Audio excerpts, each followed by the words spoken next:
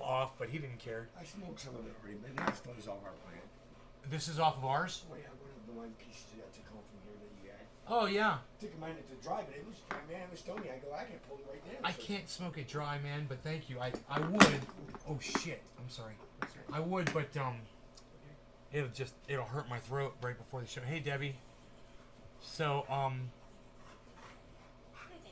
yeah, I made a tweet. I told everybody you showed up. Saved the day this morning.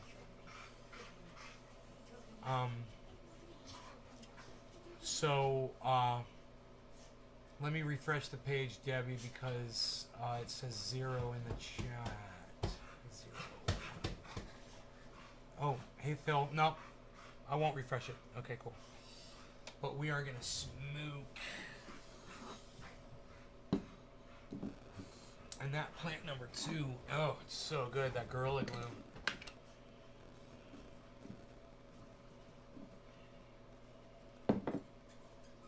Give me that one. That one. Give me that one. Give me that one. Give me that one. So mean to him.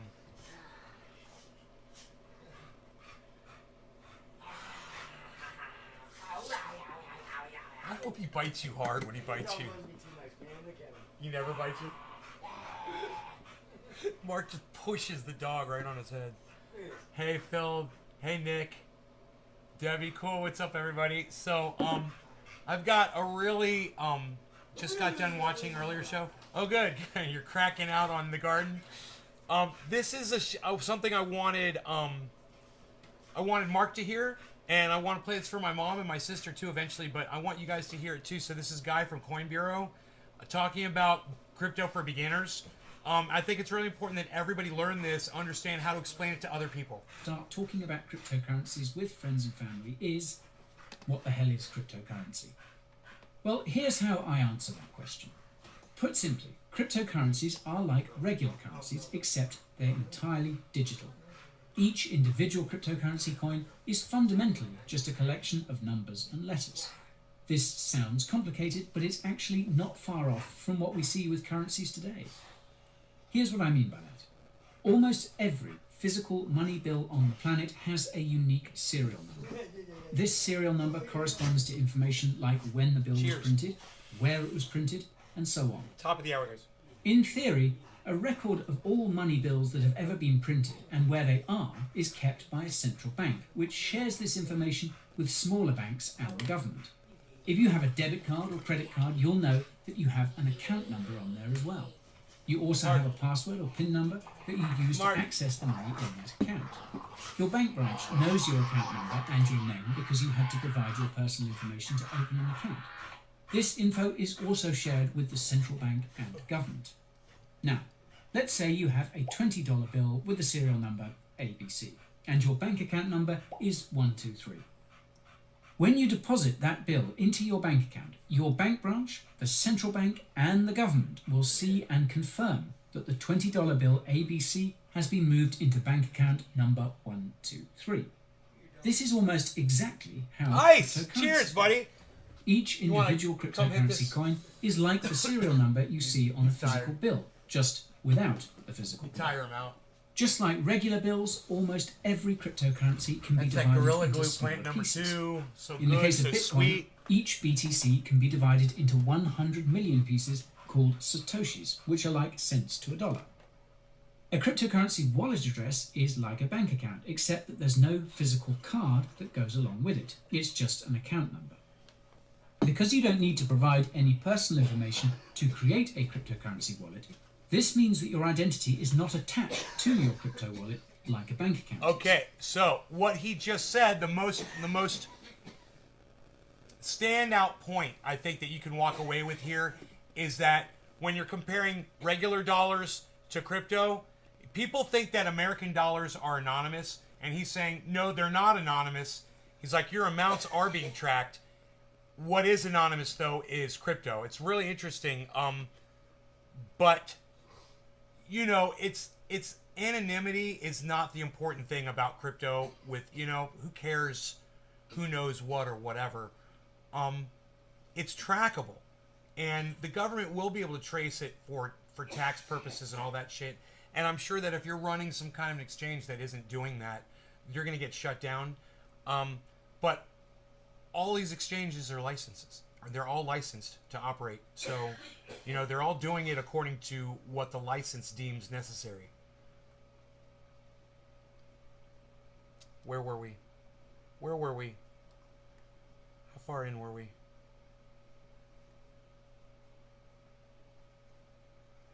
We were all the way up to here? Shit.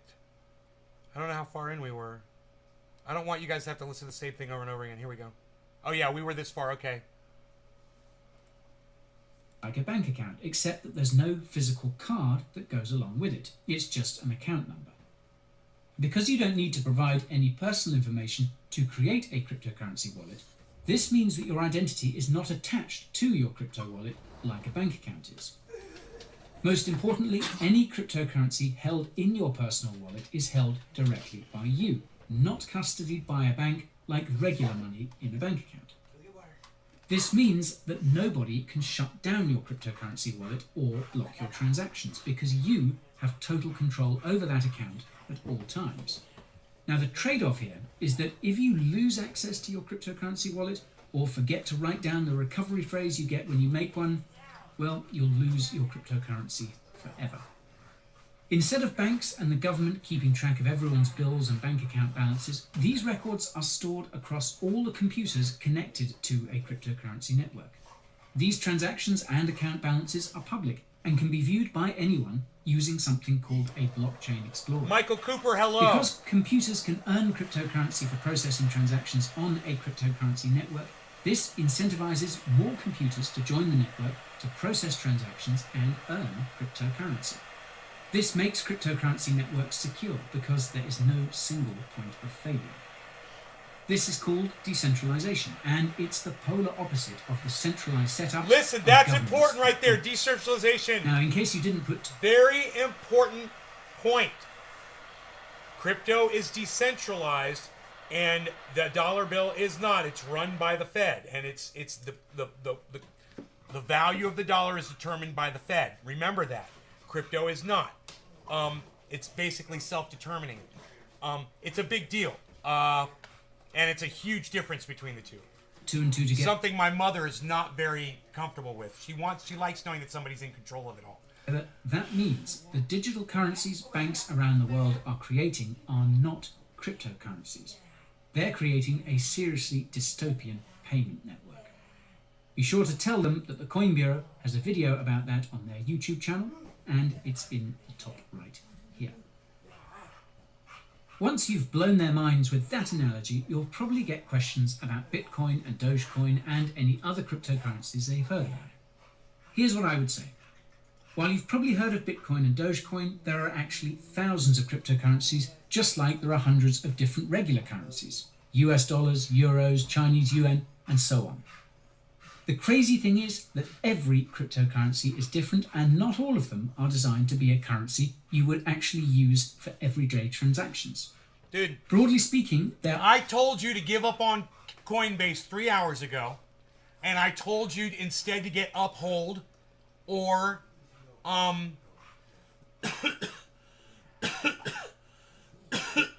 any other one. I mean, Uphold is one. It should be easy. You just totally ignored me, bro. I can't help somebody that's just gonna fucking ignore me. I gave you the right information, and you just chose to ignore me. I said if Coinbase won't let you with too much information, then go get Uphold, and you just ignored me. There are two types of cryptocurrencies, coins and tokens.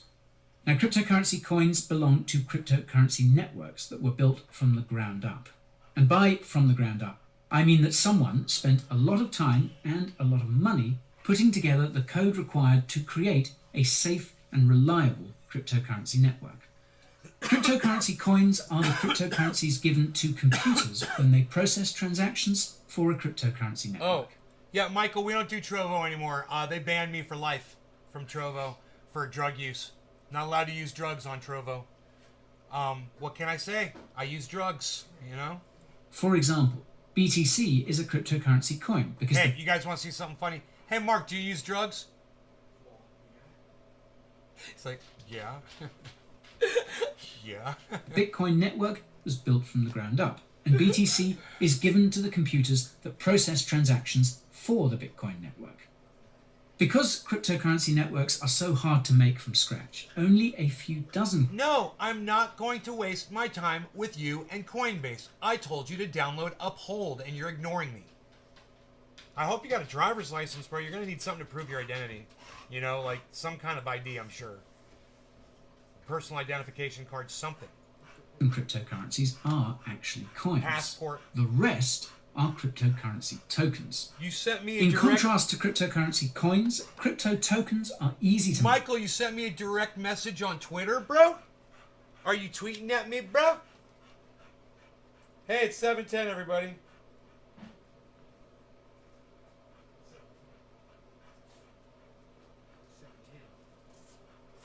I have no message request from you. Yo, I have no message request from you. Listen. Oh, Instagram.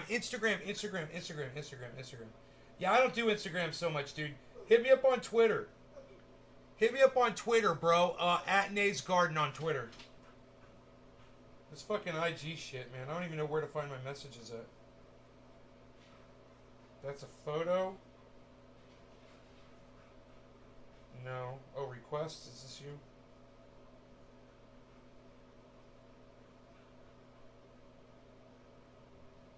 I don't see you, bro. I don't see you, bruh. I don't see you, Michael Cooper. I don't see you, Michael Cooper on IG, bruh. Let's go back to the video. make and can often be created in a matter of minutes with little to no effort. This is why there are tens of thousands of tokens. The NFTs you keep hearing about are actually cryptocurrency tokens that are like digital certificates of ownership for physical or digital art pieces. NFTs are just the tip of the iceberg of what you can do with tokens as well. Okay, Kai, listen to me. Download Uphold, UPHOLD, bro. There's other ones too. I just can't remember what they're called, but yeah, get Gemini or Uphold or name another one.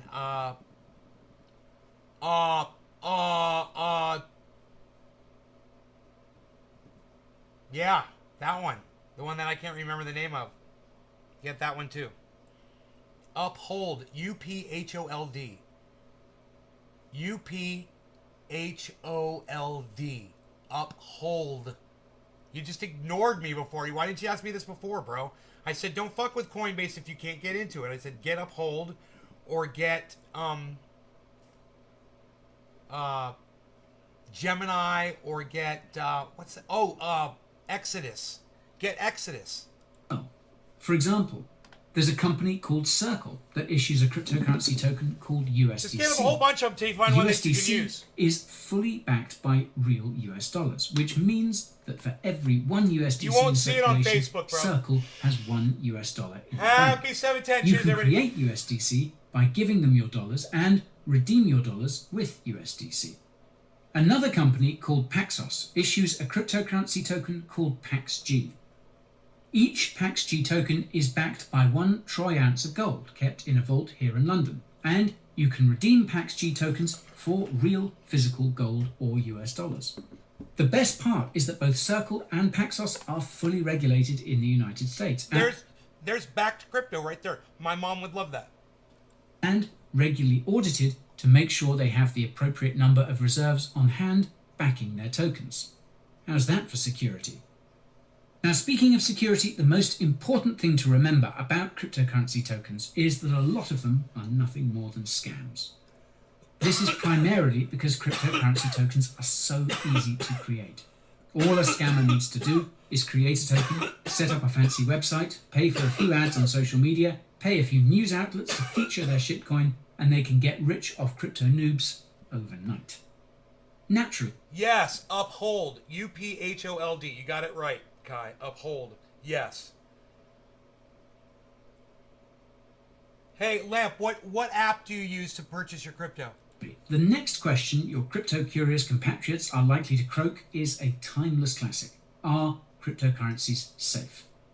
After all, I heard they're used by scammers and criminals, and I keep reading about all of these cryptocurrency hacks. Well, this is usually my response to these sorts of questions and comments. Whether a cryptocurrency is safe or not ultimately depends on the context. For starters, not all cryptocurrencies are created equal. Some cryptocurrencies... Hey, Lamp, would it be possible for you to help Leslie Schmidt with Coinbase? Hey, because one of you's on Twitch. Well, one of you's on Twitch and the other one's on Facebook. You should both come to my main YouTube channel so you could talk to each other.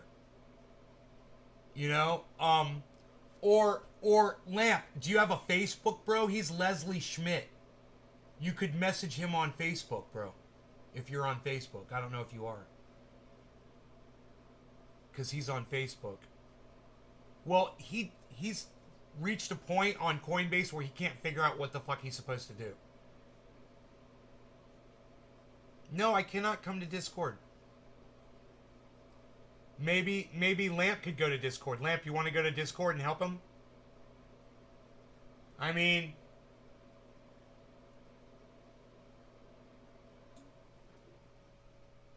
I think you guys would have less of a language barrier. And, you know, I have no idea what he's looking at.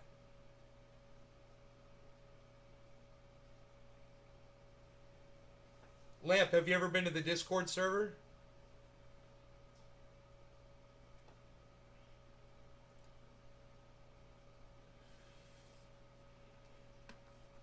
See if you guys can connect somehow, man. I don't know what to tell y'all. I mean, if Lamp can go to Facebook. Do you have a Discord now? Yeah, it's at Nays Garden, hashtag 1766.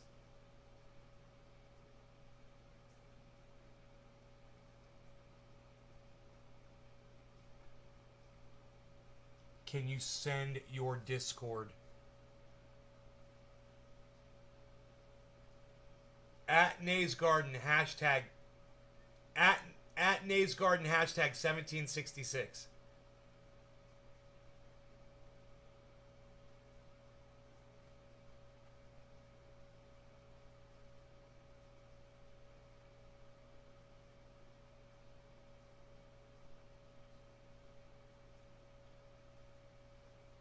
But you should really look at Uphold, bro, or Gemini, or Exodus. There's a whole bunch of other apps out there, bro. And I'm sure you get one that doesn't have the KYC on it. Or whatever those letters are. KFC, KYC. Hey, Bad Bad Blue Jaws. 5, thank you, brother. You're hosting me. Nays Garden, 1766. 1766. What's that, Bad Bad Blue Jaws? What's that a link to? Is that a link to this video? Is that a link to the YouTube channel, bro? Thank you. Nays Garden. It's at Nays Garden, hashtag 1766. Yes. How do you not know that, man? Did you not put my server in your favorites?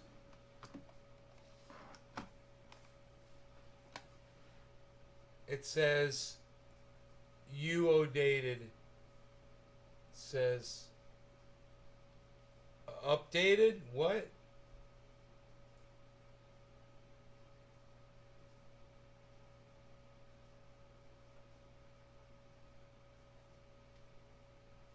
Well, whatever. We're going to get back to this video, man. Currencies are built to prioritize speed over security, and usually the consequences of that play out quite Hey, quickly. quarter of the hour. Luckily Really for quick. us, there are always hackers somewhere looking Damn to it. crack cryptocurrency Refresh. networks Damn it. so they can trick them into creating new coins or tokens out of thin air to sell for a fancy profit. Now, this might sound scary, but it's no different to what happens to banks and corporations on a daily basis. When hackers succeed, the affected company usually beefs up its cybersecurity. The same goes for cryptocurrencies. This means that most cryptos that have been around for years are robustly battle-tested as a consequence of always being under attack by bad actors. If you're not convinced, well, consider this. As I mentioned earlier, some cryptocurrency networks are made up of computers spread out around the world that are constantly double-checking transaction histories and account balances. If you wanted to corrupt a cryptocurrency network, you would have to hack more than half of all the computers connected to the network at the same time in order to do it. This is impossible to do if you have a cryptocurrency network like Bitcoin that has millions of computers spread around the world. That said, some cryptocurrency networks have fewer computers processing transactions and are therefore more vulnerable to attack. The same rule applies to centralized cryptocurrency services like cryptocurrency exchanges, which is where most crypto hacks have happened. These are much easier and more lucrative to exploit than an individual cryptocurrency wallet, which is insanely secure. That's why you should always keep your crypto on your own personal wallet wherever possible, and only keep it on an exchange when you're trading or cashing out. And when it comes to self-custody, nothing beats a hardware wallet. I have a list of the best ones on the market, which you can watch by hitting that link in the top right. When it comes to criminal activities, it is true that ransom demands made by hackers often involve some kind of cryptocurrency. While the cryptocurrency these hackers demand is often Bitcoin, they almost always exchange that Bitcoin for a privacy-oriented cryptocurrency like Monero as soon as they can. This is because Bitcoin and most other cryptos have publicly viewable transactions and wallet balances. This makes Bitcoin transactions very easy to trace by authorities, even more than regular currencies. So it makes no sense for criminals to actively use and hold a currency that's so easily tracked. Cryptocurrencies like Monero are completely private, and even the US government can't crack its encryption, which is seriously impressive if you think about it. In sum then, the overwhelming majority of cryptocurrencies are not used for criminal purposes. There are just a handful of cryptos that are actively used by criminals. The real risk when it comes to crypto relates to investing. Cryptocurrencies are extremely volatile, meaning their prices can go up or down by up to 50% in a day. Investing too much in crypto can be extremely dangerous, especially when you push your luck with something called leverage trading, which basically uses borrowed money. That's why you should only invest what you're willing to lose and not a penny more. Not financial advice, of course. Assuming it hasn't been asked already, the next question that will land in your lap will be along the lines of, why are cryptocurrencies so volatile? What gives them any value to begin with? Here's my counter. What gives the money in your wallet or in your bank any value? Now, once upon a time, it was backed by gold, but that changed, and since then, all state-issued currencies around the world have been losing value. This is because the only thing that backs dollars and euros is ultimately the trust we have in the governments that issue those currencies, and that trust has been eroding. Yeah, Harmony 1, A, B, C, D. Not only that, but governments have been actively printing and manipulating their currencies to benefit themselves and the corporations that fund them. You're not going to see it if I write the Discord, bro. Person. This has caused record levels of inflation that incentivizes spending over saving, which leads to overconsumption and causes the sort of environmental catastrophes they claim to want to stop. Look on screen, bro. You can direct them to my video on the massive fiat Ponzi if they want further context. Watch this. Anyways, after that rant, I usually go on to address the actual question.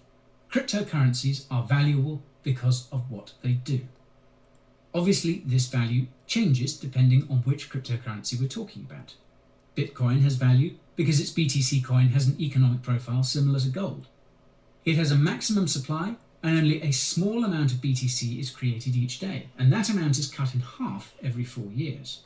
Assuming demand for Bitcoin stays the same over time, this would lead to a doubling of Bitcoin's price every 4 years. However, demand for Bitcoin has increased over time as we realize how weak regular currencies can be, and this awareness has been enhanced by the current pandemic. As basic economics dictate, when something has a limited supply but the demand for it continues to increase, prices inevitably rise. Many investors also see Bitcoin as a safe place to park your capital outside of the current financial system, including me. One important thing to note is that most other cryptocurrencies are highly correlated to Bitcoin, meaning their prices are reliant on what BTC does. Even though that's the case, some cryptos such as Ethereum have insane value due to the utility they provide. The Ethereum network can be used to create those cryptocurrency tokens I was talking about earlier, and you can even create decentralized applications and websites that can't be censored or shut down. All transactions related to creating and moving tokens and interacting with these applications require Ether to pay for gas fees. This means the demand for ETH rises as the Ethereum network gains adoption, and Ethereum has seen some serious adoption. So this is the stupidest thing in the whole world, and this confused the fuck out of me when I first got involved in crypto. I didn't know what the difference was between ETH, Ether, and Ethereum. They're all the same thing. And it's so fucking stupid that he literally just used all three to refer to it. ETH, Ether, and Ethereum. It's all the same thing.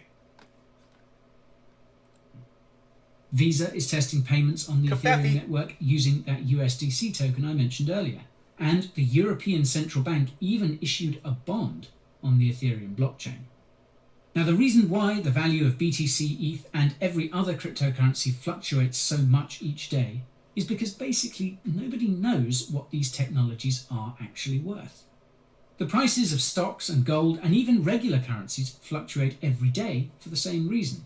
But cryptocurrencies are much more volatile because what they do is revolutionary. Cryptocurrency networks make it possible to lend, save, and borrow without an identity, credit score, or bank. They make it possible to do business directly with other people without a middleman taking a cut, meaning service giants like Uber and tech giants like Facebook could become obsolete. They make it possible for communities to pool their funds together and vote on how they should be spent, which could eventually cut out the needs for governments and their crooked politicians. You could even say that cryptocurrencies are the equivalent of a powerful alien technology that threatens the dominance of the powers that be. Now, this potential makes the average crypto investor very emotional.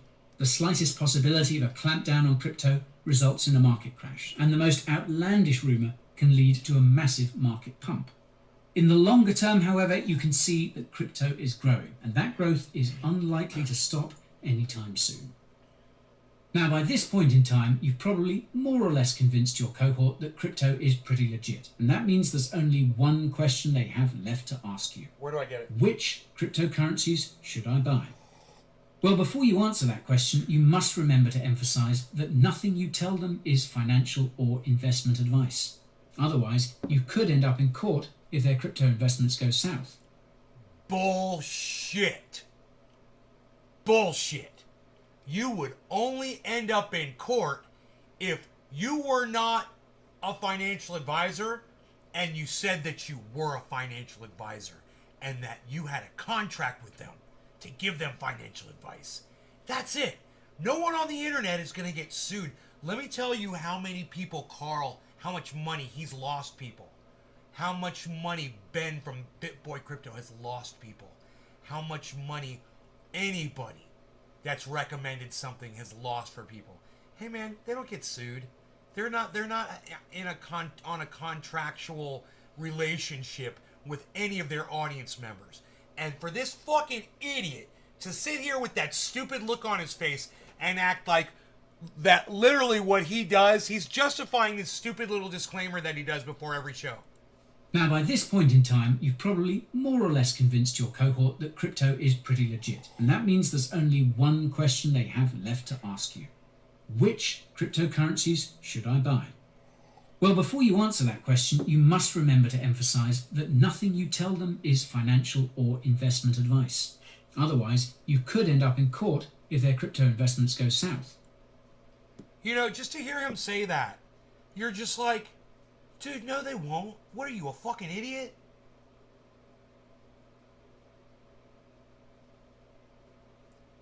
It's like if we go out to a casino and I go, hey man, last week I came here and I won $1,000 on that machine right there. So you go drop $5,000 in it.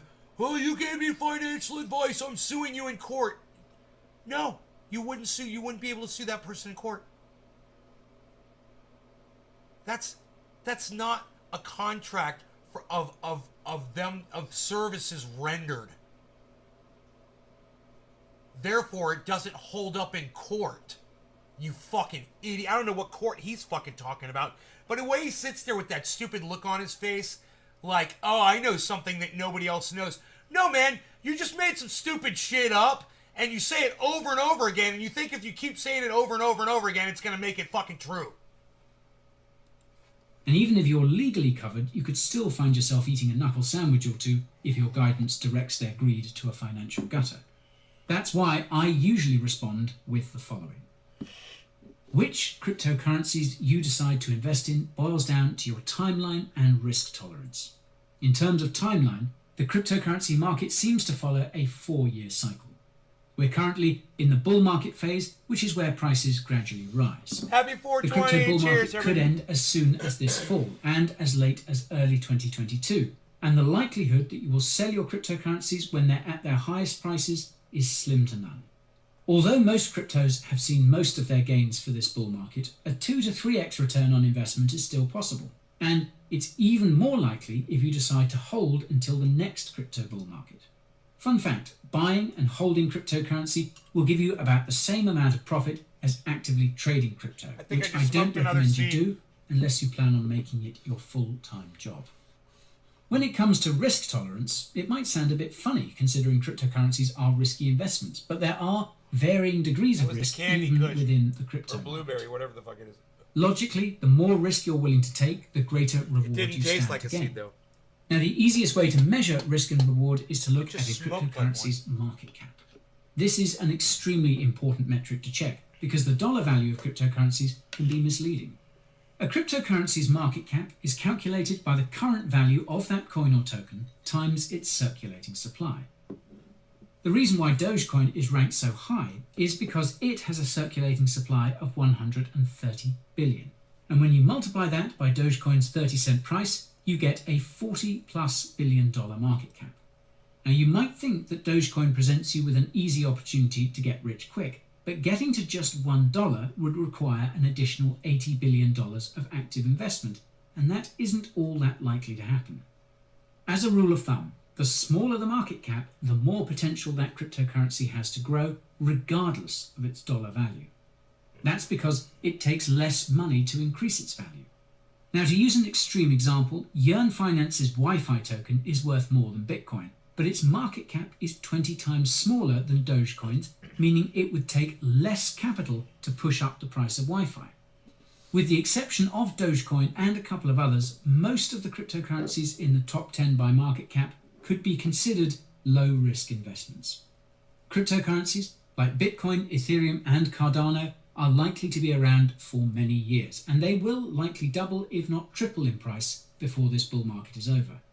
The other 90 cryptocurrencies in the top 100 could still see gains of 3 to 5x, but the further you move down the list, the riskier the investment becomes because it also takes less capital to crash their price. I would personally stay away from any crypto that isn't among the top 200 by market cap because most of the quality projects have already come out of the woodwork, and going any further is just gambling. If you come across any cryptocurrencies that spark your interest, you can learn about those by watching videos about them on an awesome cryptocurrency YouTube. Oh god, his self-promotion is so fucking corny. All right, so that is a really good explainer, a basic explainer on crypto, man. That was good. I was looking for something like that. Really does get into just the basics. Hey Tommy, what's up? Tommy Walker. And I feel it's very important for everyone to just, and myself included, to just hear all the, because, you know, you start getting into intricacies of it, and it starts getting a little bit more complicated, and there's a lot of, you know, that Dapp University, he's talking about all different aspects of the market. And hey, Mr. Judo01, what's up, buddy? Les Bones. I believe Les Bones is here. Quicksword, Pooh God. Ramsey, Lamp 1125, Mr. Judo 01, Ramsey, Radical Leftist Agenda. Where Pilgrim, what's up, Radical Leftist Agenda, my friend? Lester Bones, Seymour, Pooh God. Pooh. It's like a poo hawk. Mr. Judo 01, Radical Leftist Agenda. Hey, Radical Leftist Agenda, did you just raid me? Did you just raid me? Are these your people? They don't talk, do they? Yeah, poo is an excrement. Exactly. Yes, I agree. Like poop.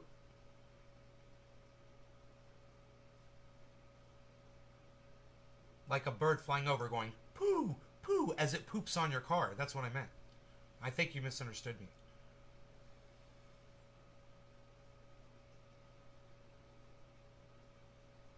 You did, Radical? Yeah?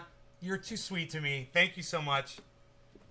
Were you game? And Adam, what's up, son? I respect all birds who shit on cars, too. You know? Adam, what's up, Adam?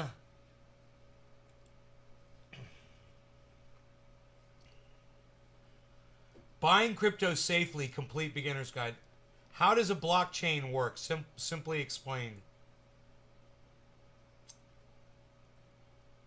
You know, we basically already understand blockchain. It's a whole bunch of computers connected together, right? It's a network of computers. That's all it is. It's not rocket science. But you know what is rocket science? I want you guys to hear this. History. I respect all birds who shat on cars. I respect them all as they shit on the cars and do the things they do. What I know that you don't know. Okay, not that one. I think we're going to go with everything you need to know about crypto and how to gain wealth in the Bitcoin revolution. Raoul Paul. That one, is that the one where he was talking about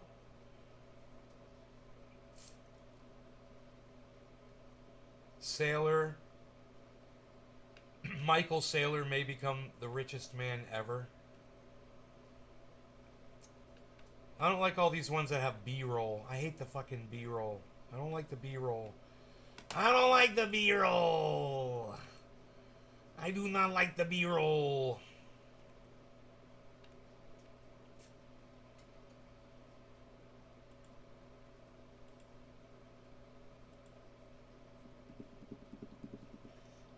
Bitcoin is a Trojan horse. Yeah, it is for the Fed and for banks. It is a Trojan horse. Taking a break, putting together IKEA! IKEA! Night at the Roxbury. I broke the window again. Dad's gonna be pissed. I don't care.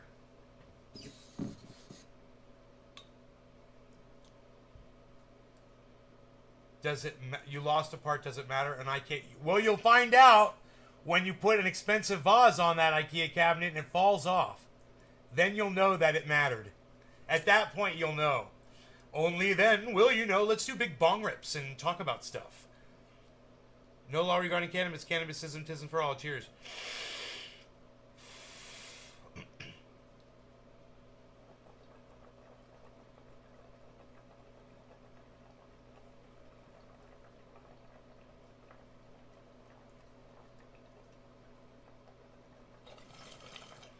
You guys want to hear what a guy with half a $1 billion has to say about crypto? Check this out. Belegu.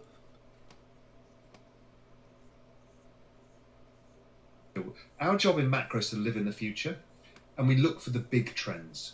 or the big turning points, because that's when we make all of our money. The big trends in this world may have been the rise of cryptocurrencies, the recent rise of commodity markets based on supply disruptions that everybody's read about.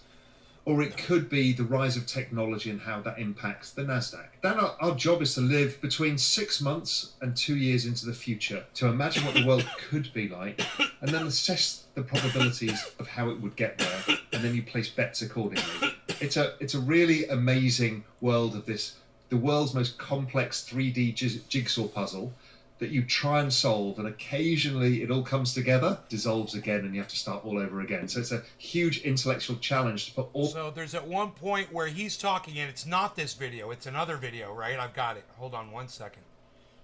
It's another video, and he's talking about how crypto will change the fucking world. Here. How it'll change everything. You know, we were talking about this earlier where Killer GB says... Be broad, be open. Killer GB was saying it's just a storage of wealth. Now, this guy's got $500 million. His net worth is 500, almost, it's like 470 million, this guy. I looked it up. Because I was like, this guy sounds like he really knows what he's talking about. I wonder what he's worth. $500 million. So walk people through, what is it, and let's start with Bitcoin, because I want to take cares to differentiate between Bitcoin and Ethereum. And shouts out, this dude has both Captain America and Batman action figures behind him on the wall. Can't touch this, as far as I'm concerned. He's a god.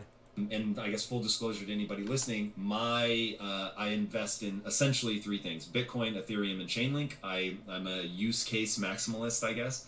And I understand those three. I'm not saying they're the only three. I'm saying they're the only three I understand well enough to invest in. What is it that makes Bitcoin interesting enough that so many smart people see this as ultrasound money? And what does ultrasound money mean? The world has a history of money, whether it's backed by gold or not, where government gets themselves excessively into debt and they devalue the money. So the Romans used to clip the edge off the coins so there was less gold in each coin. And eventually people would lose faith in the coins because they blend them with silver and then blend them with copper, and the coins were worthless because that was supposed to be worth the value of the denarii in Roman times. But governments can't help themselves. Humans, we're just humans, right? Humans are fundamentally flawed creatures, and we always will be. So then we have these gold standards. The US and the UK are on gold standards. World War One, World War Two, we all have to leave it because we've got too much in debt again. We've overly financialized yet again because humans love leverage above all things. It's kind of sex and leverage are the two things that drive humans for some reason. Then we adopt a new system, which has been around before, but it keeps getting abandoned, called fiat money. Fiat money is money not backed by anything. It's backed by the promise of the central bank paying it.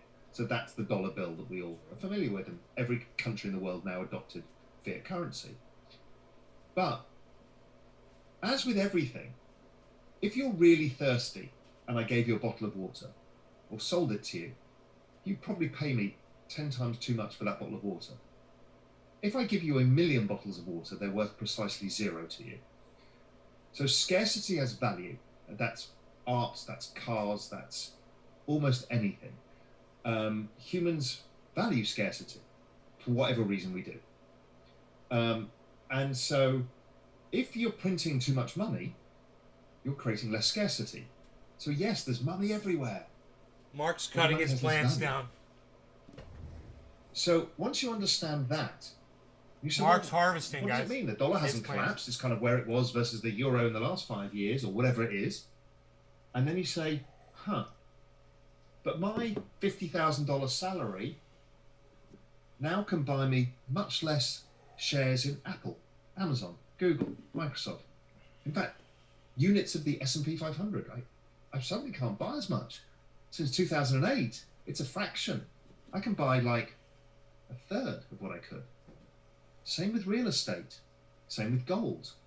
And then you're like, assets have suddenly got expensive. They haven't. So call Mark. The value of your savings has gone down. Are the tracks ready? Yeah, they're ready. So you can't afford. I've been smoking to buy this shit for assets. weeks, What is an bro. asset? I've been An smoking asset this shit is for weeks. deferred It's ready. Consumption. From Trust the me, future. I get high as I buy a fuck when I house. smoke it. I sell it in the future. I get to retire. Whatever the things are, right? We don't buy the S&P because we want to hang it up in our wall. We buy it because we want to sell it at a future date to realize money. So that means our future selves are now poorer. That's essentially what this means. That's what currency debasement is. So Bitcoin comes along in 2008, in the middle of the crisis. It's kind of like it was perfectly prepared for this and said, Satoshi goes, hey, look at this. I can create an algorithm that only creates so much of this thing, the Bitcoin, and it can never vary, ever. So therefore, this is scarcity that humans can't fuck around with. Now, humans have this propensity to fuck around with scarcity because they're economically incentivized to do so. Here they can't. So then they become economically incentivized to own this asset because it's scarce and it cannot be changed because it has this consistent supply curve and a limited number. So Bitcoin becomes this great store of value. And it would look like gold because gold's a good store of value. It's worked for thousands of years. But Bitcoin has this other thing to it. It's a network, which gold isn't, and it's technology, which gold isn't. So we have use cases and the benefits of building a network. So suddenly it goes up exponentially in price. Roll on to 2015, and suddenly somebody's looking at the blockchain and they start saying, imagine if these bits on the blockchain, which is where you record the ownership of something, in Bitcoin, it's Bitcoin itself. What happens if we could put a contract in there? Because humans live on contracts. You know, everything is basically a contract in our legal terms. And that was the rise of Ethereum. It became a platform where you could programmably change the blockchain. Not the attributes of the blockchain. You couldn't remove anything off that ledger, but you could change the little holding buckets and say, well, it can look like this, it can look like that, it can adopt to this. And those things were verifiable as well, so they couldn't change. So this created Ethereum, which became the platform. So if you think of Bitcoin as this store of value, this very pristine, beautiful thing, then you think of Ethereum as also a very beautiful thing, but it's a much broader application because it's like programmable money. Yeah, there's one concept that I want to nail down here, and if you think I'm crazy, let me know. But when I think about, so I've worked in the inner cities a lot, and you begin to realize, wait a second, the generational poverty is a mindset knowledge problem far more than it's a money problem, because they manage to pass on a likelihood of being poor. And so when you think about, okay, well, right now in the US for sure, and I would imagine most of the Western world, that your zip code is the number one predictor of your future success, more than your IQ, which I'm just not willing to live in that world. But that's a really fascinating phenomenon. And when you begin to ask the question, how is that possible? So you have extraordinarily smart people that regardless of their IQ are going to be trapped in a poverty cycle. Why is that? And some of it has to do with what a guy named Geoffrey Canada discovered in terms of the language centers of your brain. And if you're not hearing enough words when you're an infant, just the language centers don't develop well, and you can have a hard time interviewing for jobs and climbing the sort of traditional corporate ladder in that way. And then they just also help you with communication. But the other part is what I call your frame of reference. What do you believe to be true about yourself and about the world? And one of the ideas that fails to get passed on in that poverty cycle is an idea of ownership. And once you understand ownership, now you get into that cycle that you're talking about where you can sell something in the future because you own it today, and you hopefully buy low and then sell high. And that really is like just the dead simple equation. And I just a plant a flag that we'll come back to, hold all these ideas in my head. You had mentioned earlier as like a throwaway that a lot of wealth was generated in the collapse and of the economy. And so I want people to understand that this is a game, and I don't mean that in any sort of derogatory way, but it has rules. And if you understand those rules, there's always an opportunity, especially in moments of disruption.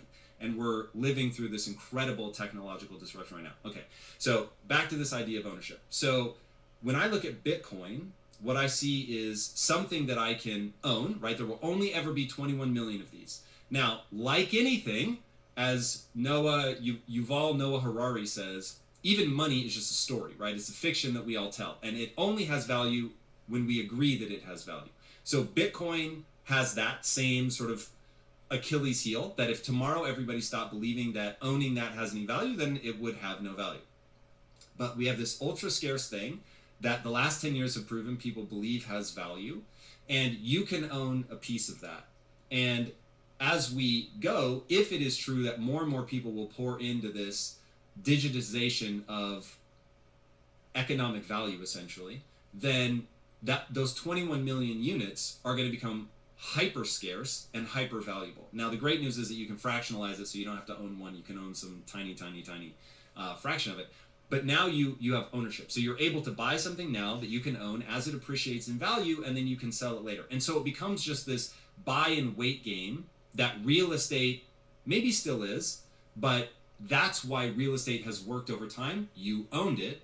You could also live in it, which is certainly advantageous. And then the expectation was that it would go up in value. When I think about Ethereum, at first I was like, okay, I like how much, we haven't named Metcalfe's law. You've talked about it, but how you can value something based on its network adoption curve. And so I could see there was something going there. And then when I got into NFTs, I realized I just had to buy a bunch of Ethereum to use it. And so I was like, okay, well, wait a second. If I'm over here like scrambling just to buy it to spend it, I'm like, this is me being able to buy into the dollar when it's like new and nobody's sure if we're going to use it. I thought, whoa, I would take that opportunity. So that's how I see the difference in the two. One is just sort of straight ownership of something, and then one is like, well, I know people use this, and because people use it and there's controls around the supply, that the odds are that it will go up in value. Ethereum's kind of like owning a part of the internet. It's, as you said, I mean, everybody has to use Ethereum basically that uses this crypto rails, unless you're just in the Bitcoin world. But everything that we talked about, and everybody will have, even if you're not very familiar with the space, will have heard the term DeFi or NFTs or tokens. Basically, most of that is still being built on Ethereum. And as you said, the network, so what is this Metcalfe's law that you and I have referred to? Metcalfe's law is, it really started to become understood in the 80s, and then much more so as mobile phone networks started, these giant connected networks, right? Because digital technology allowed networks to connect. Before it's humans, we couldn't connect with each other in the same way. So networks connect with mobile phones, suddenly they explode in value. All these phone companies, huge companies. And if you added them all up around the world, they'd be worth tens of trillions probably. We just don't even think of it in those terms because they're fragmented networks. Then the internet comes along, this free network, and everybody builds on top of it, and they create network effects. Like the most classic example is Facebook. Facebook connects us with friends and family, and in exchange... So funny that he mentions Facebook. And now Facebook, does he say it's literally coming out with, it's already released Novi, which will be the largest bank in the world? They get your data, they sell you adverts, and so you've got a bunch of people using it, a bunch of businesses now building on it, and this advertising monetization structure.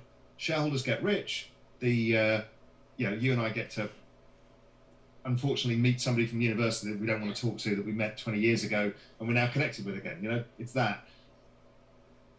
But the network that Ethereum and Bitcoin does is different.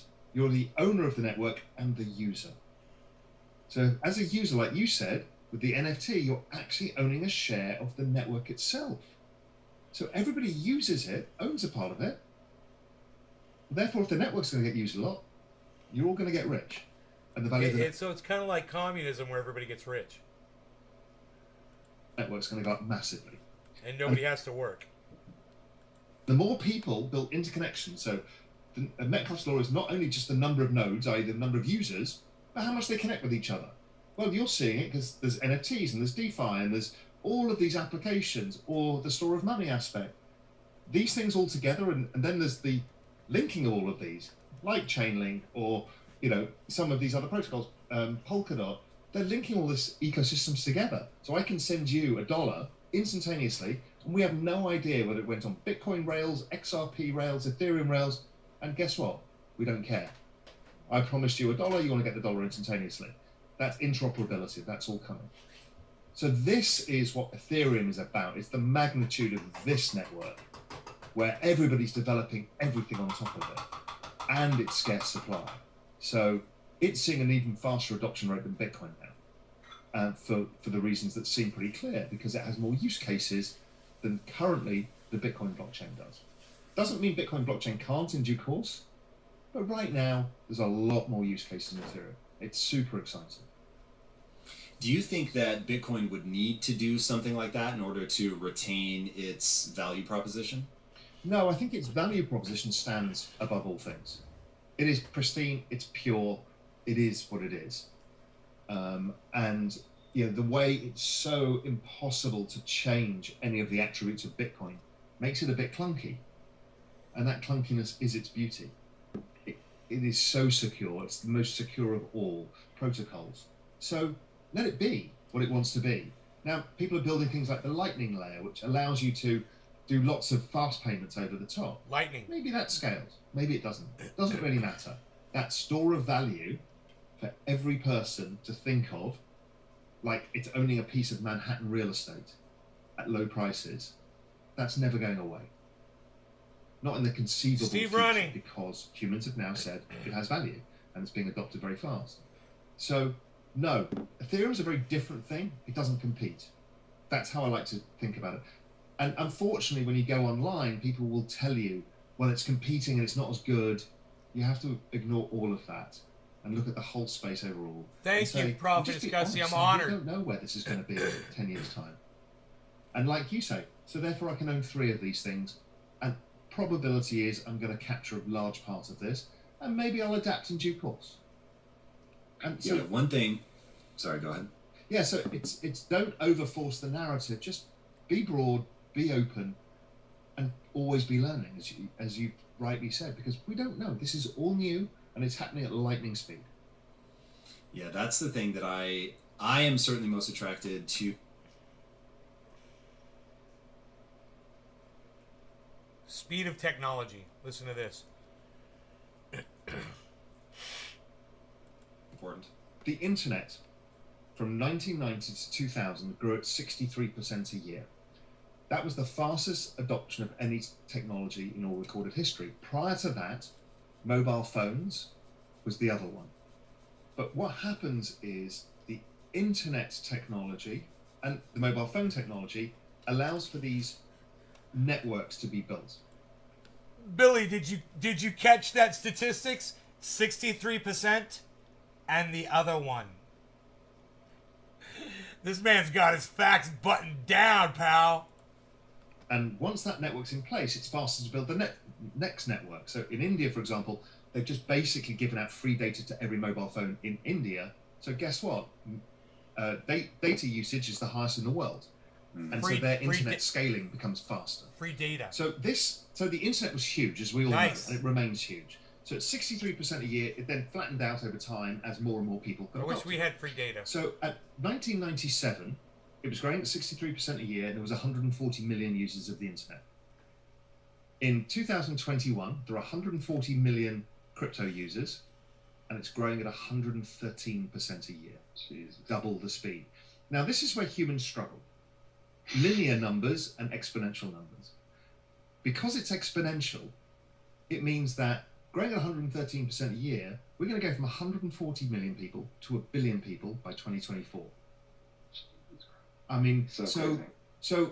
A theater room. so when you go back and how you introduced all of this, Billy, I've got a theater room downstairs, man, and there's a lobby. In the lobby, there's a billiards, there's a pool table and a drum set.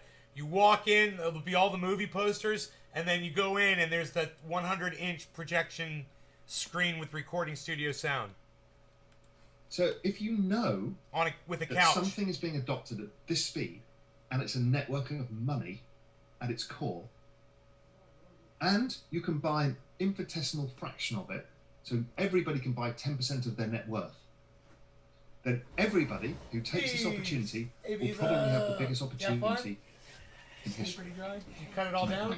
Just mine 3, but I should Hey help you guys, with hope you yours. enjoyed the episode. Did you I should leave? help you with yours. Did you leave any little sprouts on your plants a little I bit? left some sprouts on it, but I let the plants, the stalks in there and everything, because I thought maybe let them they might be a little shocked from cutting branches off, but let them come out of it and grow them through the winter. Let them go to flower and these seeds come. They're good stalks. Or did you put them in the cab? Or they're not out in the bed, right? They're not sitting out, are they, in the rain? What's that?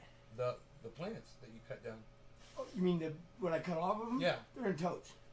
Are they covered? They're not getting wet, right? No, they're not getting wet. Okay, cool. But this is where I think we should take yours down too. Yeah. You know why? Why? It's gonna be too long before we see sun. They won't dry out enough. They'll stay wet and they'll start getting Moldy. They'll go the other way. Yeah. They're Well, right now. blew- They're as good as we can get. I blew them off with a blower. But I know. But I mean, just for how much rain is in the air, even though that's drying Yeah, air, you're right. It's even going though to be it's really drying humid. air, it'll pull the moisture right to the plant. Yeah. Oh, I got to put up hangers. I don't want to come down until I got wires up. I got to put wires up in the garage. Okay, I'll Nets. go hang these, and if you want me to come back, I'll help you with the wires. All right. It's just nets. It's easy, man. They're all out there. I just got to string them up. Yeah, if you think about it, Just they won't 3 see of 'em. sun, and they won't get enough. They'll always be moist, and they'll go the other way. Right. So we don't want that. Right. Um, Are you taking that to Lily's? no. Oh. My car trader, my enclosed car trader. Oh, okay. Because Okay. it's nice and dry, it's cold, dark, but Yeah, that would be perfect. Yeah. It's like a wine cellar. it is. Yeah. And it doesn't let the moisture in from outside, from like the rain. Perfect. You got something to hang it with in there? Wire? I already got like this. I already got my wire going crisscross already. Oh, I see, that's already what I got need rows to- of hangers on them. I'm ready to go, brother. It's awesome. I'm Shit gonna come help smells you. good, man. Yeah, no. He doesn't like the bud. No, he only likes leaves. Right. I try to give him a little tiny buddy, man. Yeah. He didn't want to get high. He's like, I don't want to get high. I've seen that stuff before.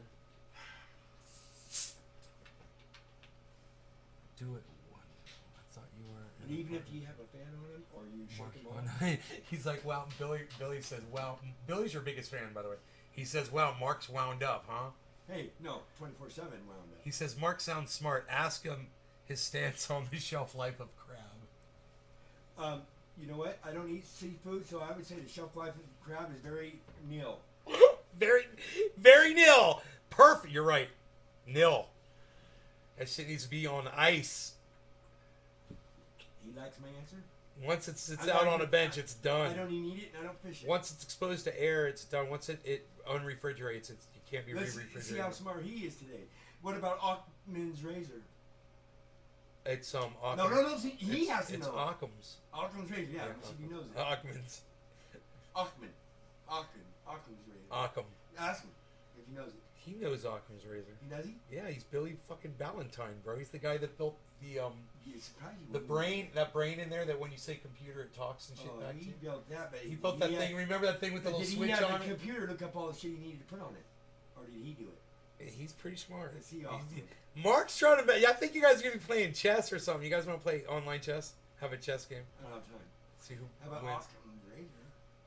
He wants you to know if you know Occam's razor, Billy. He keeps asking. He's like, Occam's razor, Occam's razor. Many people know it.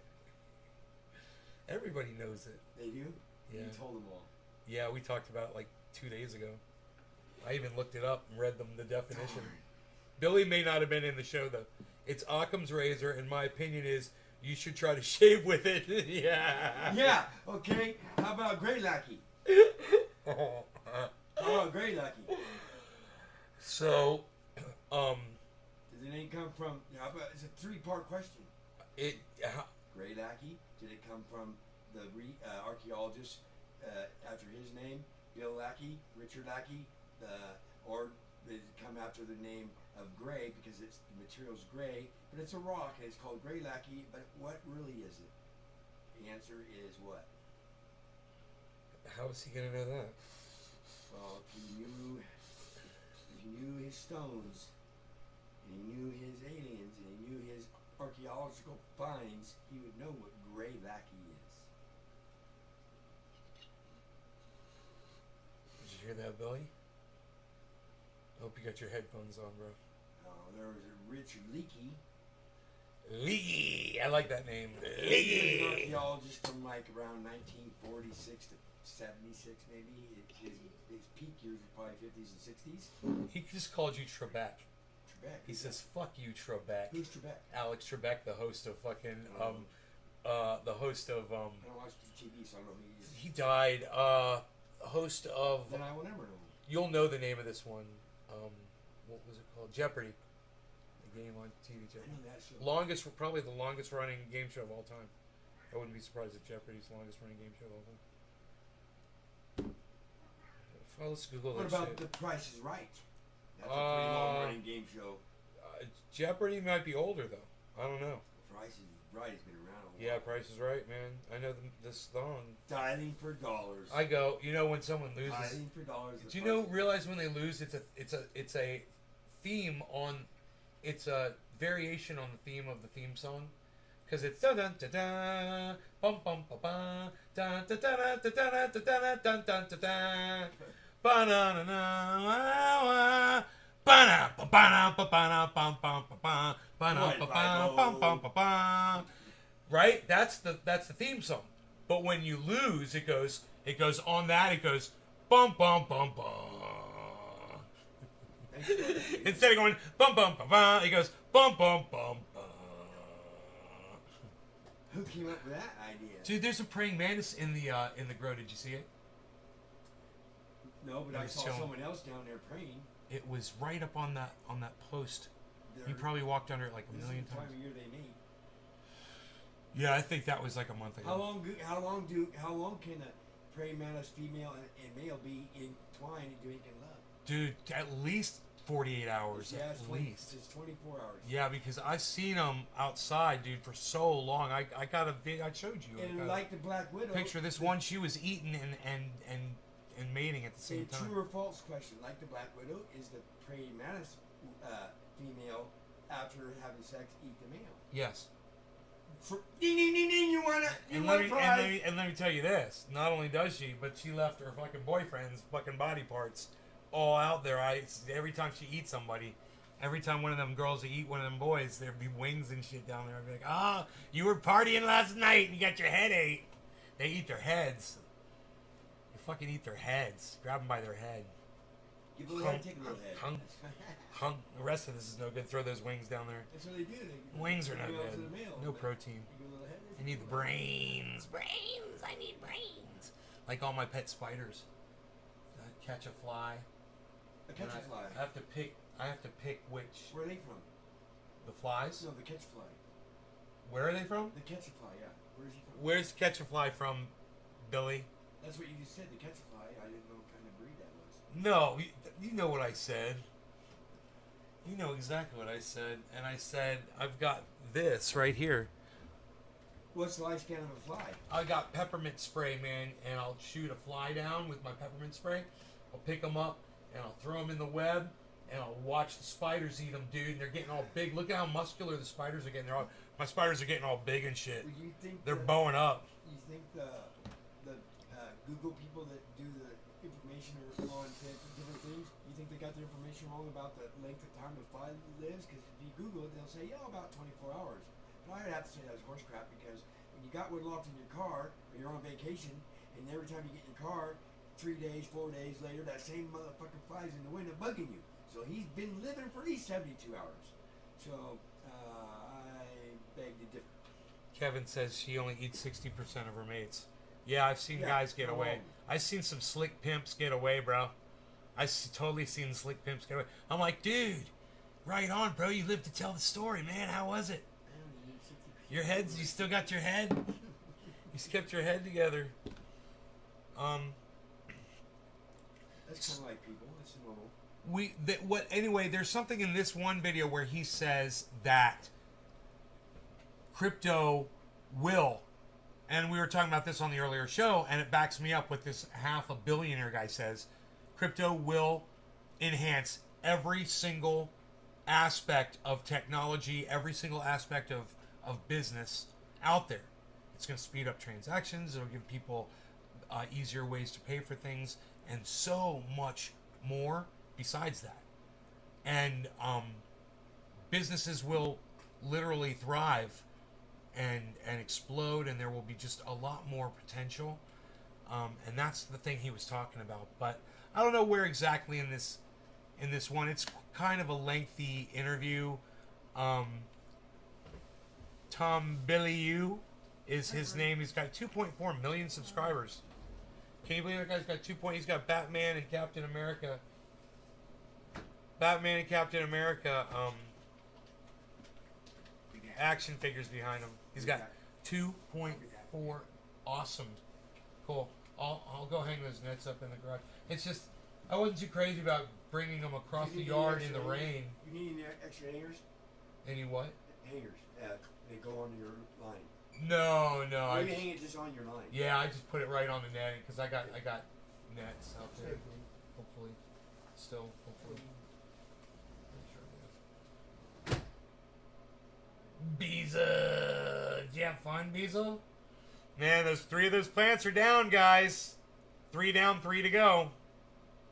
He's taking them all. So it's sad to see him go. That fucking wedding cake. The good news is he lives right around the corner, and I'm sure after he cures it, he'll bring me some.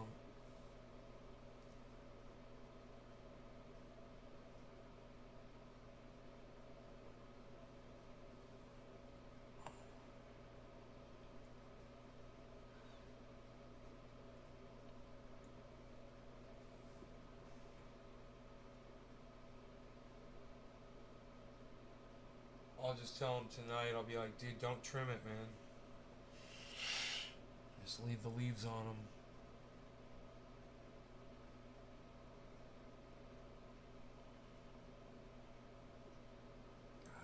I hope he fucking knows how to cure that shit right, man. He could just totally fuck it all up.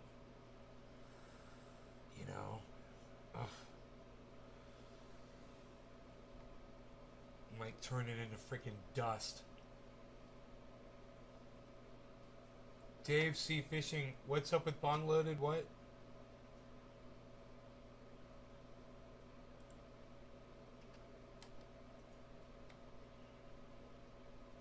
Why are you mentioning Bond Loaded, man? What's up with him?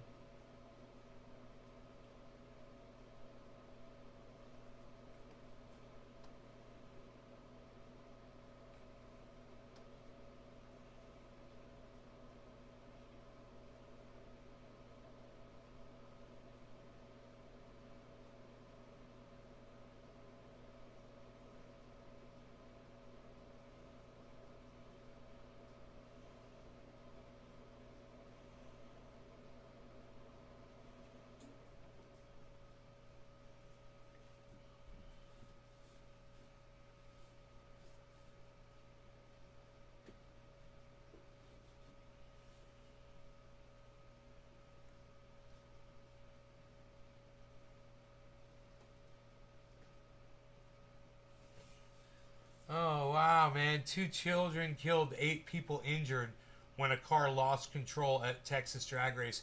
That reminds me of that scene from,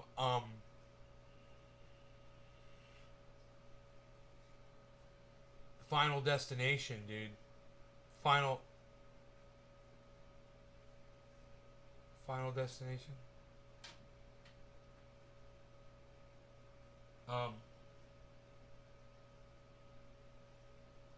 The one with the NASCAR crash. Holy shit.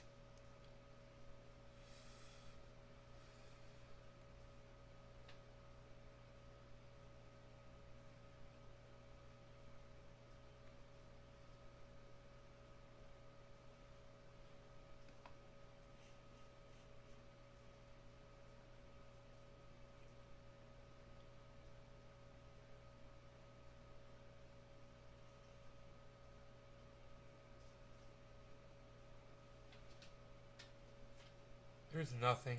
Let's see what this guy says about going to a Trump rally. It's like, I went to a Trump rally. This is what happened. This is what I saw at a Trump rally. Let's find out what he saw at a Trump rally.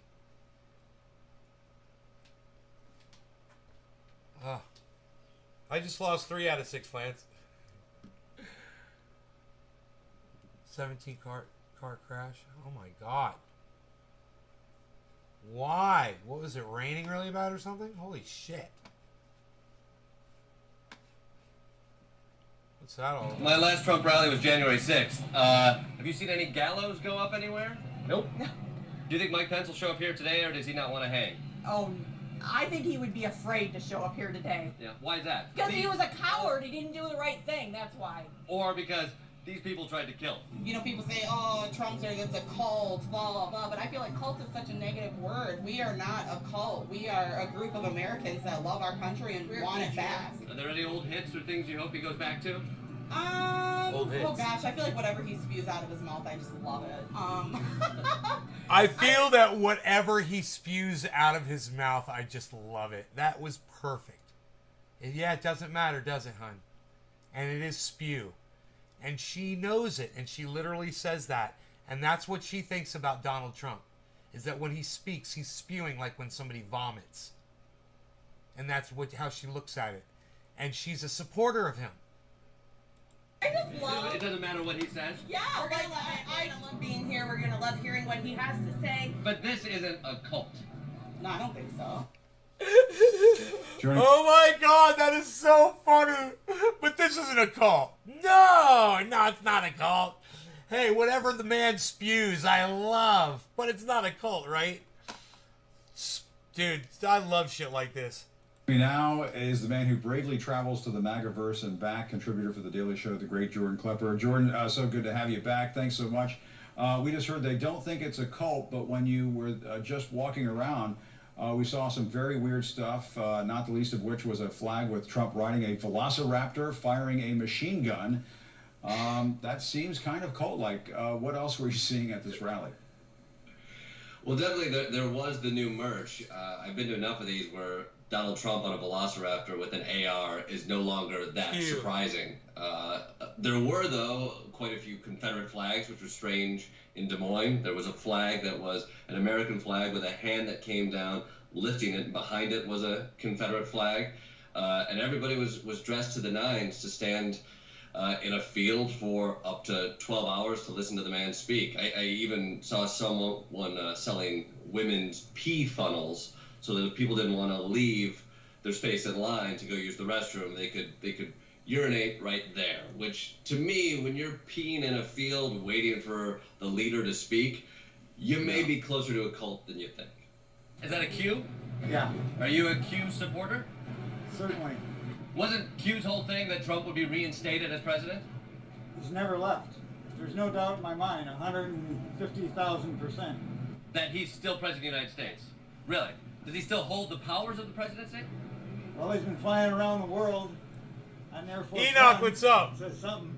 I thought Joe Biden's People coming over the hill didn't have time to react to the debris. So they're faking it? Yeah, it's not even. No one died. Good. Who is running the government right now? President Yo, Trump. He's Enoch, ready to go. Billy, And 2 military. P funnels, please. And he's running the military.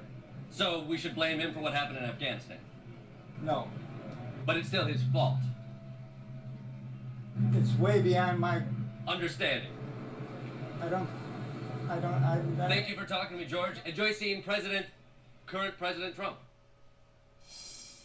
My head hurts. I'm speechless. Jordan, help me out here. I can. Do you run into people? I can help you out, Jim Acosta. Here it is. Stupid people have found a new home. Low IQ people and racists have found a family that they can all stick together and barbecue with. And you know, it goes from the Confederate flag to a fucking swastika, guys, and it's not a far jump. People at these rallies, because I found my experience going to the rallies, and I thought it was the I'm best way to Kathy. I'm understand so the Trump sad. movement in this country was to go to the rallies. And do you run into people who sort of, with a wink and a nod, acknowledge that a lot of this stuff is just bullcrap? Or, do you get the sense that this is even more across the board, the belief in these types of crazy conspiracy theories? I will say I've only been back to this one now. This is the first one since January 6th. This one felt different than the ones prior to that. Like occasionally, yeah, you would run into people who are attending a rally because rallies are fun. It's the big circus that comes into town. It's the giant fair, so people show up. You run into some people who understand some of the chaos and might not be Q believers, wouldn't be caught wearing a Q hat, and might talk some of the talking points, but want to just be there and be a part of it. I was surprised at this one where I was not running into those people. It felt like already like the Q emblems that we saw, whether or not people were actually attempting to follow Q, it at least was a new symbol that just meant we don't believe the information you're telling us. And almost everyone we talked to was a member and all into that group. So again, this is the first time out for us, and the election's 1,000 days away. He hasn't even announced that he's running yet, but already it's not just people who are happy to be there and cosplaying for the fun of it. People seem to already be that much further along on the information and the misinformation train. God damn, that's fucking scary, man. So I wonder how vast that group of people is.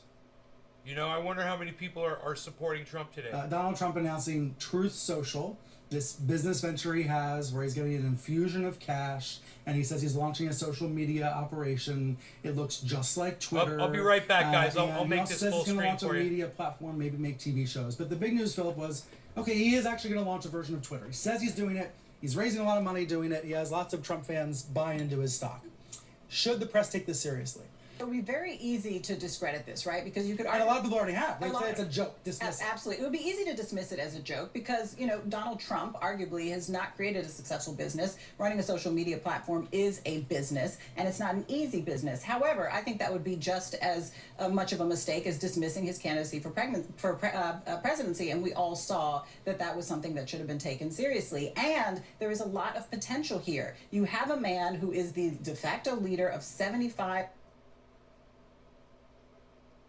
million Americans who feel very strongly about him, who feel very strongly about their freedoms, who are very upset about the fact that he's been kicked off these platforms, and him having a direct tie to his audience that no one can police is a very, very scary thought. So where do we end up, Oliver? Where are we going to be a year from now? If he launches this thing, where are we going to be?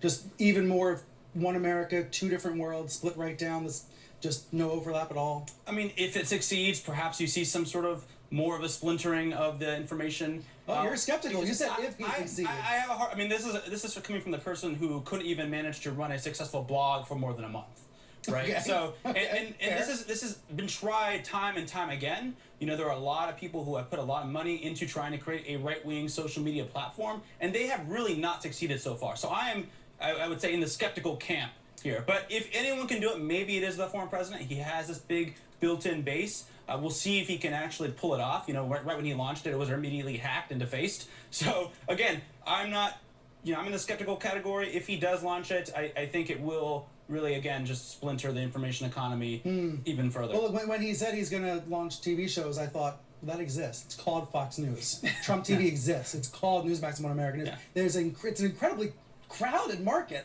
I mean, don't you find that, Philip? You track this world. It's in a very crowded space. Yeah, it is. It's just, I'm curious. There's always going to be this appetite for things that people want to hear, right? And part of the reason that Facebook is so successful is because people hear the things they want and then they can share that with other people as well. So it's not just the algorithm, it's also people consciously choosing to share these things, of course. Donald Trump entering into this new social media space allows him to inject Crypto more of that stuff Keeper, into you're the welcome. calculus, into the Thank conversation, you and people for the can then nice- amplify. He's very frustrated. I mean, I like to refer to this as his vertigo moment for the old Jimmy Stewart move. New Trump site would be a safe space for lies. The thing about Donald Trump is he lied as president of the United States how many times?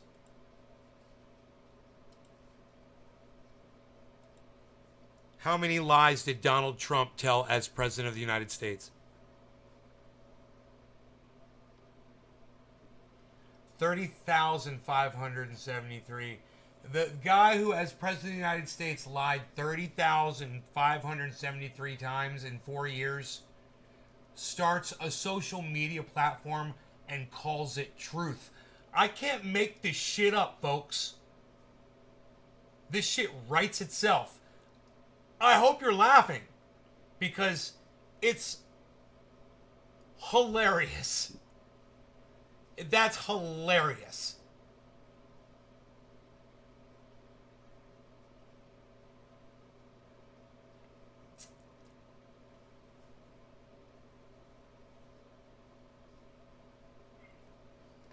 Hell yeah.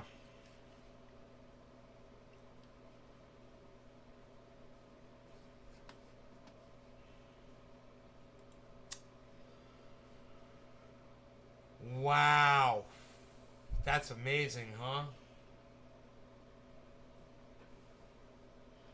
So, I'm gonna go down to the garage. I'm gonna set up some nets, 3 nets, so I can hang up 3 plants. Should be pretty basic, pretty easy. The thing is, the plants are pretty goddamn big.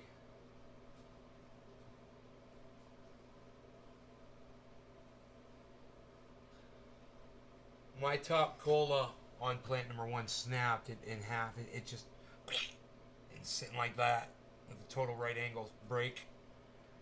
Couple bud branches broke, so it's good that I'm going down there to bring them in.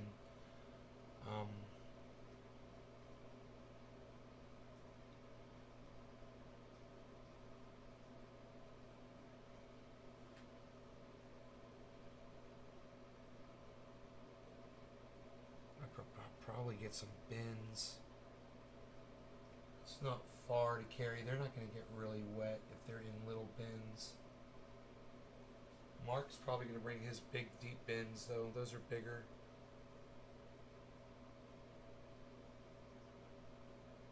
So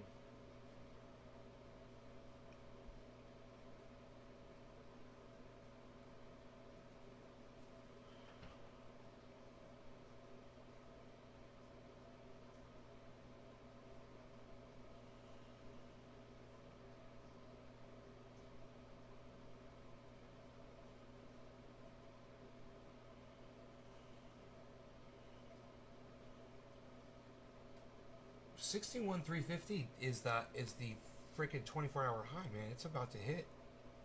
It's not that far away.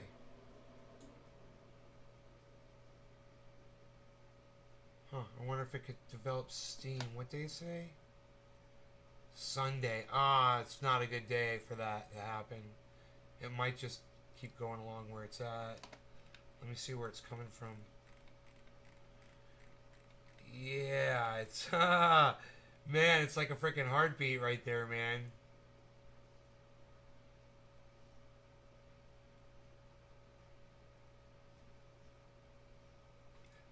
Reverse head and shoulders.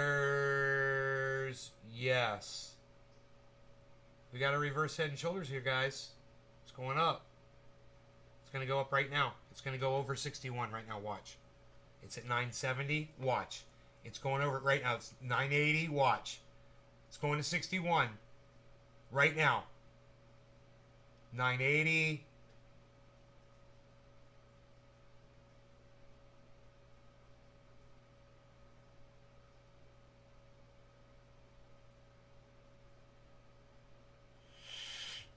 It's going because there's a reverse head and shoulders that just occurred. There's also a decrease in value and volume, resulting in a shot upwards. It's definitely going straight up. It's going up to 61.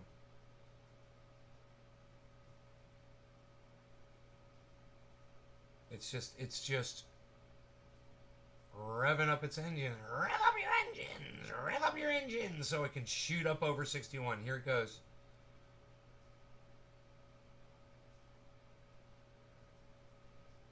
Psst. Nobody's not revving up the engines anymore, though.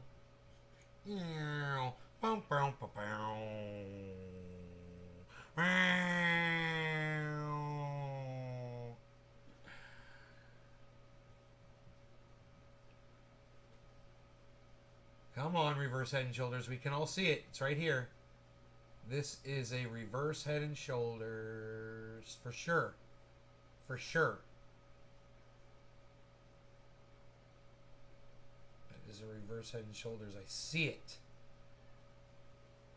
Why are you failing me, Bitcoin? Why are you failing me, Bitcoin? You're failing me.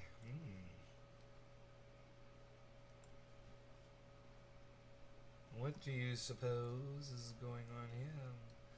For I don't know. Let's move this chat over here. Yes, and put this right here. Very good, sir. Yes, indeed. Okay. What's going on? What happened to my 61? Where's my 61? Reverse head and shoulders. Reverse head and shoulders. Here we go. Reverse head and shoulders. Boom. Yellow bar right now. Watch this. We're going to get a yellow bar right here. Watch. You don't believe me? Watch. Watch. Here it comes. You don't believe me? Watch. Watch. Yellow bar right now on my command. And 3, 2, 1. Turn yellow, sir. Boom. Huh? Huh? How you like me now? What? No, it's not. It's green, Gussie. Look again. It's fucking green. And it's going to go to 61 right now. Boom, 61. Exactly as I predicted. Boom. Reverse head and shoulders. I told you it was going to go to 61. There it is. Boom. Thank you. Thank you. Thank you. I just called that jump. I just called that jump in Bitcoin. I saw it. I knew it was going to happen. Reverse head and shoulders, man. Gets it every time, man.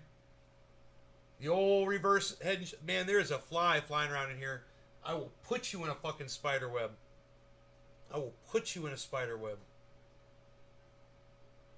Got my head on a swivel. By 6 p.m. it's supposed to just about stop raining. Just let up enough to the point where we should be able to do this and not get all muddy. But my plants are way bigger than his. It's going to be a much. That's why he's offering to help, you know. He knows it's a big job harvesting those 3 plants.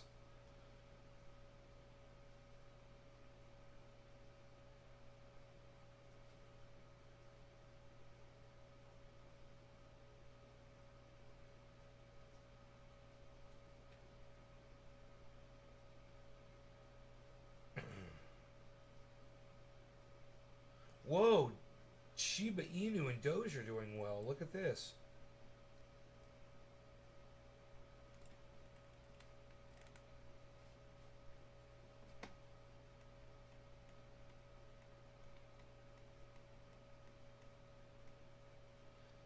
Saitama's not doing as well, huh? It's at -4 now.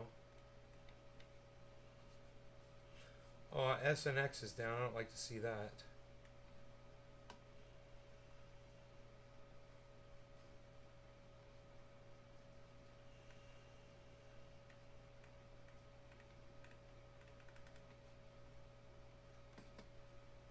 Huh. Harmony 1 is +9. Very, very important. 61,000. Bitcoin is in the 61,000 realm.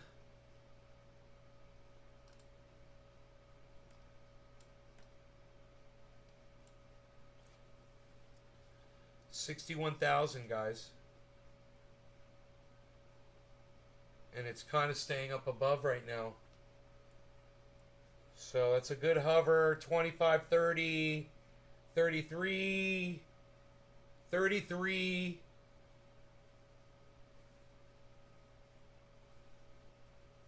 Whoa, it went all the way down to 61. It's bouncing back up to 32. Wow. So controlled. 34. 45. 46. 47. 49, guys. 51, 57. 50, 61, 85. It's about to go to 61.1. I don't know what we're going to retest. Let me see what the retest is. 61.149 last time. About a half hour ago. 149. Can we go through 149? That's the question. 149 to get to 350. 149. This is the highest it's been in over an hour. There it goes. There it goes. There it goes. There it goes. Right past it, guys. Is it going to go to 350 now? That reverse head and shoulders was powerful. Now we're going to get pumps after it spikes. It's going to pump a few times, echo down a little bit. We'll see if that's what it did yesterday. We're really learning what this crypto does. Bitcoin here. What's Ethereum up to?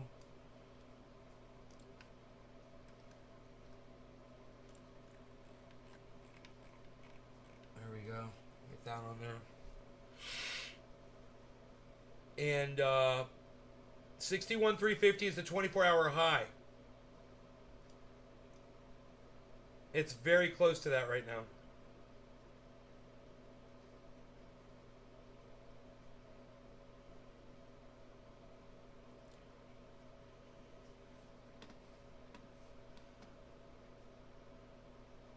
Wow.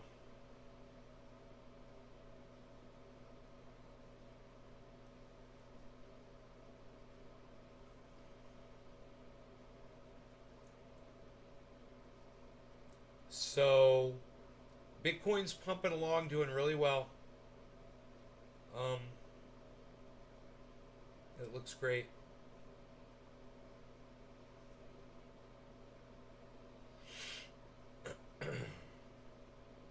It went down to 59.5.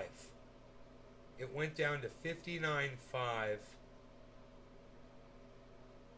within the last 24 hours. The lowest it went was 59.5.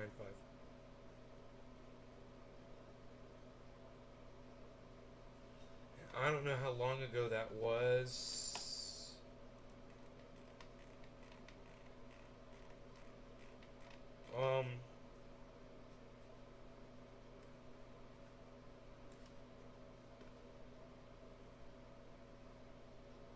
It was a long time ago. A long time ago.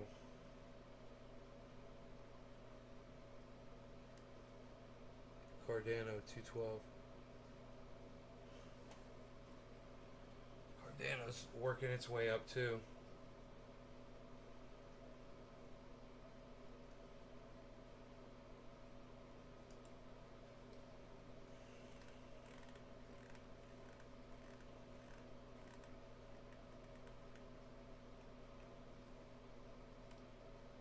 You can keep your eyes on those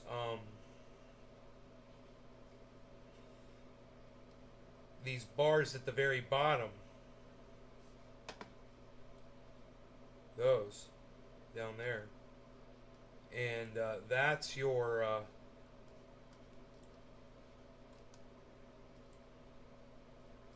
volume.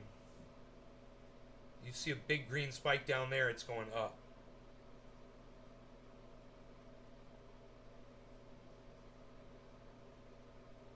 So it should pump a couple of times because of that head and shoulders. It was totally predictable that it was going to do this. You guys could see it. I could see it. I pointed out to you. It's simple. There's nothing to it. Both the volume and the value were dropping after a reverse head and shoulders. That's just two bumps and a big bump. They call that a reverse going downwards. It's in the last half hour to an hour. You see a movement like that. It almost always, and this isn't gospel, but almost always on Bitcoin right now will result in a spike upwards. Look right now, 250. We got within about 100 of our 24-hour high, guys. There's 250 right there. Man, it is just so close.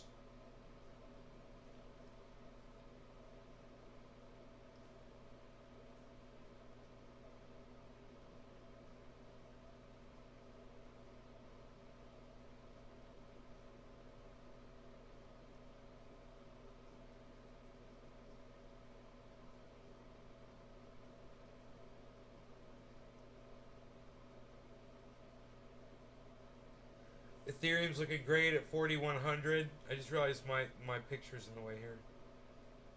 Oops. There we go. Oh, it's because I was showing you the... Oh, there we go. There we go. That's good.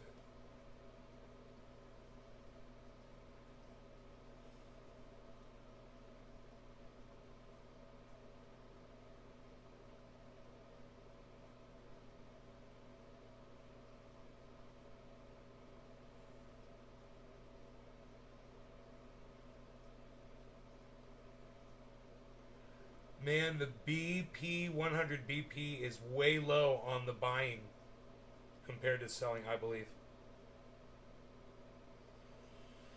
That's because it's a Sunday, it's the end of the night, man. A lot of people aren't paying attention right now.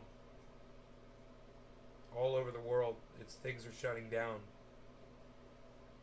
So I don't know if there's going to be enough buying power out there to support Bitcoin and keep it up above, you know, this 60, even 60K, let alone 61.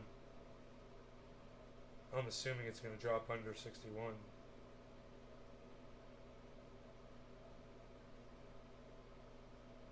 But it's because of the time of day and the day of the week and shit, you know, markets and such.